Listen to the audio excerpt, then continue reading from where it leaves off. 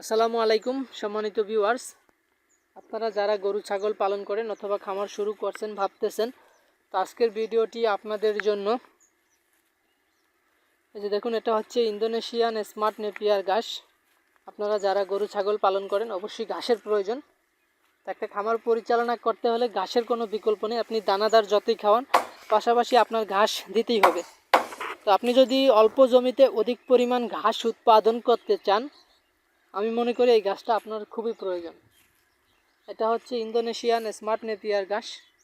এই যে দেখুন, এক একটি সোপে কী পরিমাণ ঘাস হয়ে থাকে, এবং এটা কিন্তু সম্পূর্ণ নরম, উপর থেকে নিচ পর্যন্ত সম্পূর্ণ অংশ নরম। আবার কাটার পরে কিন্তু আবার ঘাসটা হয়ে থাকে। আমি যদি দেখাই, এই যে এখানে পিছনে ঘাসটা কাটা হয়েছিল, আবার উঠে গেছে, আবার এগুলা কাটবো, আবার এরকমভাবে হবে। তো আপনি যখন এই ঘাসটা এরকমভাবে কাটতে থাকবেন,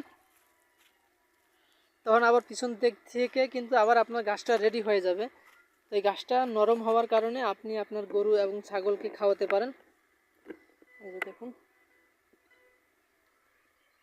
উপর থেকে নিচ পর্যন্ত কিন্তু সম্পূর্ণ অংশই পাতা পাতা বেশি হয়ে থাকে এই ঘাসটাতে।